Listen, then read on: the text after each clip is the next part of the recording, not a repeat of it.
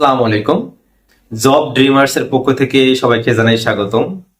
আজকে যে বিষয়টা আমি শেয়ার করব সেটা হচ্ছে, নিবন্ধনে আপনি আবেদন করেছিলেন, সেখানে সনদ আসছে, সেই সনদে ভুল আছে আপনার যে আইডি কার্ড অনুযায়ী, কিংবা আপনি যে ঠিকানা দিয়েছিলেন আবেদনে সেই ঠিকানায় আপনি এখন থাকেন না, কিংবা আপনি যে ঠিকানায় দিয়েছিলেন সেই ঠিকানায় থাকেন কিন্তু আপনার আইডি কার্ড হচ্ছে ভিন্ন।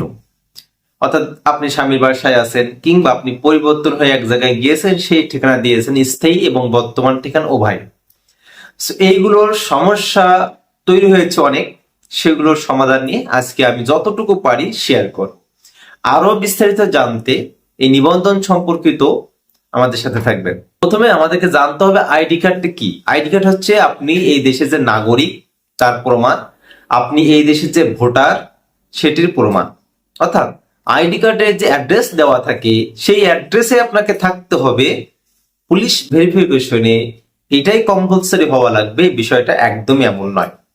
আইডি কার্ড আপনি একজন নাগরিক, আপনি একজন ভোটার, তার প্রমাণ। এখন কথা হচ্ছে যে আইডি কার্ড অনুযায়ী যদি আপনি সবকিছু করতে পারেন তাহলে তো কোনো সমস্যা নেই, সবকিছুই ঠিক আছে।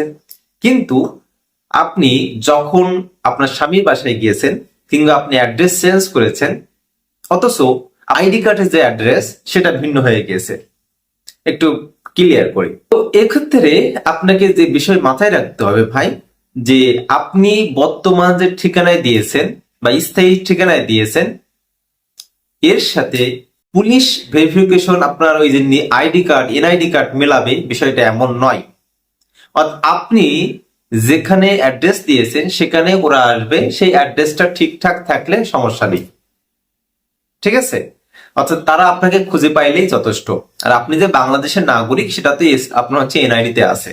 অতএব যারা ঠিকানায় সাথে, অর্থাৎ যে অ্যাড্রেসটা আপনি দিয়েছেন অ্যাপ্লিকেশন করার ক্ষেত্রে, সেটার সাথে আপনার আইডি কার্ডের মিল নেই, এটি নিয়ে যারা দুশ্চিন্তায় আছেন তাদের দুশ্চিন্তার কোনো কিছু নাই। ওকে, অনেকে চিন্তা করতেছেন যে নিবন্ধনের যে সার্টিফিকেট আপনি পেয়েছেন সেখানে নাম, পিতার নাম, কিংবা ডাকঘর বিভিন্ন কিছু ভুল গেছে বানানোর ক্ষেত্রে। এই ভুলটা হয় আমাদের নিজস্বর কারণে, কারণ আমরা অনেক সময় দেখা যাচ্ছে আবেদন করার ক্ষেত্রে, নতুন আবেদন করার ক্ষেত্রে কিভাবে লিখতে হয় সেই সিস্টেমটা আমরা জানতাম না। সো এই ক্ষেত্রে আমাদের করণীয় কি?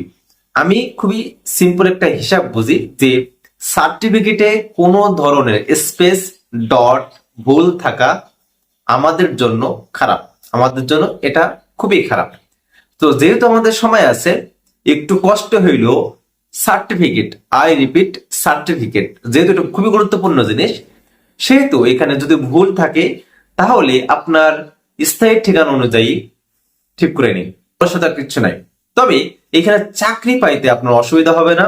সো আমাদের যে মৌলিক যে বিষয় এখানে আমরা শেয়ার করলাম আজকের বিষয়ে, আইডি কার্ডের অ্যাড্রেস এবং আপনি যে অ্যাপ্লিকেশনের যে অ্যাড্রেসটা ভিন্ন হতে পারে, কোনো সমস্যা নেই। তবে এক হলে সবচেয়ে অ্যাপ্রোপ্রিয়েট, না হলে কোনো বিষয় নেই। 2 নম্বর, যদি আপনার আইডি কার্ডের সাথে কোনোভাবেই সার্টিফিকেট অমিল থাকে, সে ডট হতে পারে, স্পেস হতে পারে, বা আগে পাশে কিছু লেগে থাকতে পারে আপনার আইডি কার্ডের সাথে, তাহলে অবশ্যই সেটা কারেকশন করতে হবে। আপনার সার্টিফিকেট এবং আপনার আইডি কার্ড সেম হওয়া লাগবে। সেক্ষেত্রে আপনার বাবা অথবা মার আইডি কার্ডের সাথে আপনার কোনো সম্পর্ক নেই, ওদের আইডি কার্ড আপনার জীবনে চাকরির ক্ষেত্রে কাজে লাগবে না। তো যাদের পিতা মাতার আইডি কার্ডের সাথে আপনার আইডি কার্ড কিংবা সার্টিফিকেট মিল নেই, চিন্তার কিছু নেই, আপনার সার্টিফিকেট আপনার আইডি কার্ড মিল থাকলেই যথেষ্ট। পুলিশ ভেরিফিকেশন হবে আপনি যে বর্তমান ঠিকানা দিয়েছেন সেই ঠিকানায়, ঠিক আছে? আপনি সেখানে আছেন, তো সেই ঠিকানাটা আবার আইডি কার্ডের সাথে হওয়া বাধ্যতামূলক নয়। সো এই বিষয়টা আপনারা ক্লিয়ার হয়ে গেলেন। 4 নাম্বার যে বিষয়টা, যে আপনি অ্যাপ্লিকেশন করার ক্ষেত্রে একটা ঠিকানা দিয়েছিলেন কিন্তু আপনি সেই ঠিকানায় এখন থাকেন না, এখন আপনি এই ঠিকানা পরিবর্তন করতে পারবেন কিনা? দেখুন, এই বিষয়ে আমি নিজেই একটা ইমেইল করেছি এনটিআরসি এর কাছে, জানি না তার অ্যান্সার দেবে কিনা, বাট আমার এই কথাটা আপনাদের যে শুনতেই হবে এমনটি নয়। তবে আমার যে লজিক যেটা আমি বুঝি, যে ওখানে দেখুন স্থায়ী ঠিকানা সংশোধন পরিবর্তন নয়, আর সংশোধনের ক্ষেত্রে যে বানানগুলো ভুল যায়, কোড ভুল যেতে পারে ডাকঘরে, কারণ ডাকঘরে আমরা জানি যে আমাদের যে অ্যাপয়েন্টমেন্ট গুলো এসে থাকে, সেক্ষেত্রে ডাকঘর ভুল গেলেই অ্যাপয়েন্টমেন্ট গুলো ঠিকঠাক ভাবে আসে না, যার কারণে ওইগুলো আপনার হচ্ছে গুরুত্বপূর্ণ। এখন কথা হচ্ছে যে এখন আপনি চাইলে পরিবর্তন করতে পারবেন কিনা। সো আমার লজিকই আমি যেটা ভাবি যে আমাদের ঠিকানা পরিবর্তন হতেই পারে।